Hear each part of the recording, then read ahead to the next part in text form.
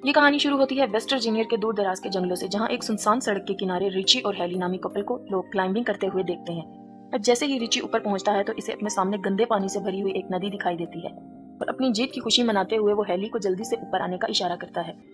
अब हम हेली को देखते हैं जिसका पाँव ऊपर चढ़ने के दौरान फिसल जाता है और वो हवा में लटक जाती है, लेकिन खुद को संभालते हुए वो एक बार फिर से चढ़ने की कोशिश करती है, जहाँ इस बार वो रिची को मदद के लिए पुकारती है। लेकिन रिची को सामने ना देखकर वो परेशान हो जाती है कि अचानक अपने चेहरे पर खून के कुछ कतरे गिरते देखकर वो हैरान रह जाती है। तो इसकी नजर रिची पर जाती है जिसे कोई उठाकर नीचे फेंक देता है।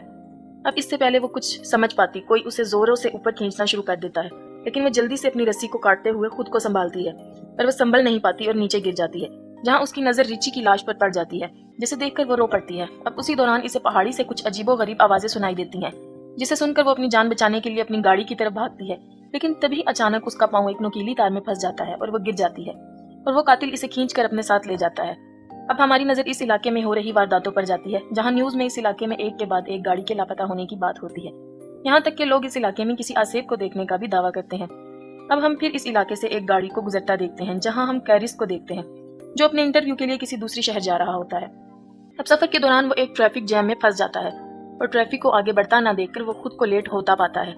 अब वो गाड़ी से उतरकर अपने आगे वाले ट्रक के पास जाता है, जहाँ वो उसके ड्राइवर से ट्रैफिक जैम होने की वजह पूछता है। तो ड्राइवर उसे बताता है कि 5 मील दूर एक केमिकल ट्रक पलट गया है, जिसके चलते इसको कई घंटे वहीं गुजारने पड़ेंगे। और ये सब सुनकर कैरिस परेशान होता है, वापस गाड़ी में आकर बैठ जाता है और खुद को ट्रैफिक में फंसता हुआ देखकर वो अपनी गाड़ी को वापस घुमाता है, जहां वो अपने लेट होने की खबर इस कंपनी को देता है, लेकिन एक पहाड़ी इलाका होने की वजह से फोन कट जाता है। अब फोन की तलाश में इसकी नजर एक गैस स्टेशन के बोर्ड पर पड़ती है और वो अपनी गाड़ी वहां ले जाता है। अब रास्ते में उसे एक के बाद एक लावारिस गाड़ियां नजर आती हैं और इनके दरमियान से गुजरते हुए वो गैस स्टेशन तक पहुंचता है, जहां उसकी नजर स्टेशन के मालिक पर पड़ती है, जो किसी बीमारी में मुब्तला लगता है। अब वो गाड़ी से उतरकर कंपनी वालों को इत्तला करने की कोशिश करता है, लेकिन फूड डेड होने की वजह से वो राब्ता नहीं कर पाता। अब वो गैस स्टेशन के मालिक से शहर पहुंचने के दूसरे रास्ते के बारे में पूछता है, लेकिन वो इसकी बातों को इग्नोर कर देता है। लेकिन तभी इसकी नजर वहां लगे एक नक्शे पर जाती है, जहां उसे शहर पहुंचने के लिए कुछ कच्चा रास्ता दिखाई देता है। अब वो गैस स्टेशन के मालिक से उस रास्ते के बारे में पूछता है, जिसे सुनकर वो इसे इस रास्ते के जाने की सलाह दे देता है। अब वो गाड़ी लेकर उस रास्ते की तरफ रवाना हो जाता है, जहां वो घने जंगलों से होता हुआ एक इंटरसेक्शन तक पहुंचता है, जहां इससे एक शॉर्टकट रास्ते का बोर्ड दिखाई देता है। अब वो ये सब देखकर सोच में पड़ जाता है और अपनी गाड़ी को इस कच्चे रास्ते की तरफ ले जाता है, और इसकी नजर एक मरे हुए हिरन पर जाती है और इसे देखने के चक्कर में इसकी गाड़ी सामने की गाड़ी से टकरा जाती है, जिससे दोनों गाड़ियों का भयानक एक्सीडेंट होता है। लेकिन कैरिस इस हादसे में बच जाता है। अब इस गाड़ी के मालिक शोर सुनकर इसकी तरफ आते हैं, जहाँ वो इसका हाल पूछते हैं। अब खुद को संभालते हुए कैरिस इनसे माफी मांगता है और नुकसान की रकम देने की बात करता है। साथ ही वो इनसे बीच सड़क में गाड़ी खड़ी करने की वजह पूछता है, जहां फ्रांसिन उसे बताती है कि सड़क पर किसी ने कंटीली तार बिछा रखी थी, जिसकी वजह से इनकी गाड़ी का एक टायर फट गया है। अब इनकी एक सहेली पिछले गैस स्टेशन पर जाके कॉल करने का कहती है, लेकिन कैरिस इन्हें वहां जाने से मना करता है और सभी अकेले चलने का फैसला करते हैं। लेकिन इवान और फ्रांसिन गाड़ियों की देखभाल करने के लिए पीछे ही रुक जाते हैं। अब रास्ते के दौरान उनकी नजर सड़क पर मरे एक नेवले पर जाती है, जिसे देखने से लगता है कि किसी ने दरमियान से ही इसको फाड़ कर फेंक दिया हो। थोड़ी दूर जाकर इन्हें जंगलों में गाड़ियों के कुछ जलते हुए टायर दिखाई देते हैं, जिसे देखकर उसे खतरे का अंदेशा होता है और वो सबको आगे बढ़ते रहने का कहता है। वहीं फ्रांसिन और हम एवान को देखते हैं, जिन्हें पास की झाड़ियों से कुछ हलचल महसूस होती है और वो इस जगह को देखते जाता है और फ्रांसिन इसे वहां ना पाकर परेशान हो जाती है और इसे ढूंढने इसके पीछे जाती है। और जहाँ चलते चलते उसकी नजर इवान के एक जूते पर पड़ती है और वो जैसे ही वो इसके नजदीक पहुंचती है तो इवान कटा हुआ कान दिखाई देता है और वो इसे देखकर रोने लग जाती है कि तभी वो शख्स इस पर पीछे से हमला करते हुए इसे मौत की घाट उतार देता है। वहीं बाकी लोगों को हम रोड के आखिर में देखते हैं, लेकिन चारों मदद के लिए निकल पड़ते हैं। चलते चलते इनकी नजर एक घर पर जाती है। अब वो मदद मांगने के लिए घर की तरफ जाते हैं। कैरिस ढेर सारी गाड़ियों को देखकर परेशान हो जाता है और मदद मांगने के लिए घर का दरवाजा खटखटाता है। जल्द ही इनको पता चलता है कि इस घर में कोई नहीं है। अब वो सब कॉल करने के लिए घर के अंदर आते हैं, जहाँ इनकी नजर खाने के टेबल पर जाती है, जिसे देखकर लगता है कि बरसों से इस घर में सफाई नहीं हुई। और दूसरी तरफ चश्मे और गाड़ियों की चाबियां मिलती हैं। अब जैसे ही वो फ्रिज को खोलता है, इसके होश उड़ जाते हैं। हम फ्रिज में ढेर सारे इंसानी अज़ा को देखते हैं और जैसी को भी एक कमरे में वही कंटीली तार दिखाई देती है, जिसने इसकी गाड़ी का एक टायर को फाड़ा था। अब ये सब देखकर चारों वहां से भागने लगते हैं कि तभी कैरिस की नजर खिड़की से बाहर जाती है, जहां इसे एक गाड़ी इनकी गाड़ियों के साथ वहां आते हुए दिखाई देती है।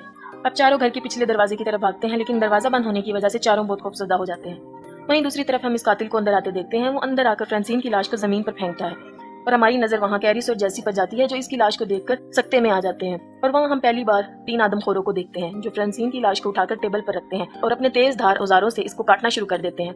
जहाँ ये खूनी मंजर देखकर जैसी ही कार्ली चिल्लाने लगती है, वैसे ही स्कॉट इसके मुंह पर हाथ रख देता है। अब कुछ देर बाद वो आदमखोर लाश को खाकर गहरी नींद में सो जाते हैं, जहाँ मौका पाकर सभी दबे पांव वहाँ से निकलने की कोशिश करते हैं कि इसी बीच एक आदमखोर की नजर इन पर पड़ती है, जिसे देखकर सभी घर के पीछे भागना शुरू कर देते हैं। अब ये देखते ही देखते अचानक वो आदमखोर ढूंढते हुए वहाँ आ जाते हैं और कैरिस इनकी गाड़ियां चुराने का प्लान करता है और चिल्लाते हुए इसका ध्यान अपनी तरफ करने की कोशिश करता है, लेकिन तभी एक आदमखोर इस पर गोली चलाता है और वो जख्मी होकर गिर जाता है। ये देखकर बाकी तीन हैरान रह जाते हैं। अब स्कॉट को जंगल में भागते हुए देखते हैं और जैसे ही इसकी नजर इस ट्रक की तरफ जाती है और वो इस ट्रक को देखकर इसकी तरफ जाने लगता है कि इसी वक्त एक तीर इसके सीने में आर पार हो जाता है और वो तीनों अपनी जान बचाकर भाग निकलते हैं।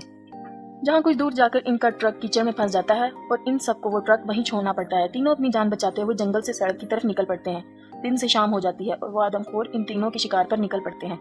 दूसरी तरफ वो तीनों थक कर एक जगह आराम करने के लिए रुकते हैं, जहाँ कार्ली इनको ऊपर देखने का इशारा करती है और जैसे ही वो पलट कर देखते हैं इन्हें अपने सामने एक वॉच टावर दिखाई देता है, जिसे देखकर वो खुश होते हैं और हम इन तीनों को ऊपर चढ़ते हुए देखते हैं और ऊपर किसी को ना पाकर वो उदास हो जाते हैं। जैसी को वहाँ एक फर्स्ट एड बॉक्स मिलता है जिसकी मदद से वो कैरिस की मरहम पट्टी करती है। दूसरी तरफ कार्ली को एक पुराना रेडियो मिलता है। कार्ली रेडियो ऑन करती है, मदद मांगती है, पर कोई आंसर नहीं आता। कैरिस को नीचे से कुछ आवाजें सुनाई देती हैं और वो देखता है तो इसकी नजर नीचे से गुजर रहे तीनों आदमखोरों पर पड़ती है।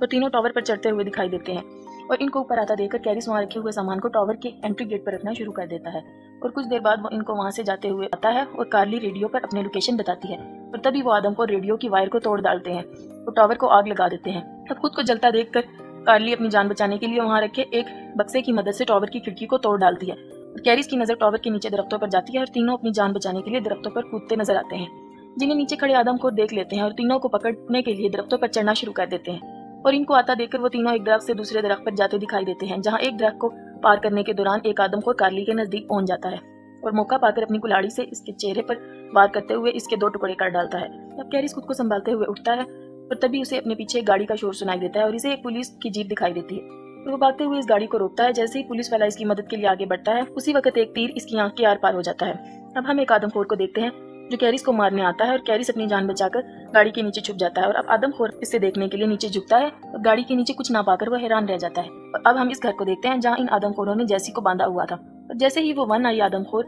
जैसी को मारने लगता है, इसे बाहर से आती गाड़ी का शोर सुनाई देता है, जिसे देखकर वन आई दरवाजे की तरफ बढ़ता है। कैरिस गाड़ी लेकर इस पर हमला करते हुए कुचल डालता है और गाड़ी से उतरते ही वो आखिरी बचे हुए वाहन को एक नुकीली तीर से हमला करते हुए इसे भी मार डालता है।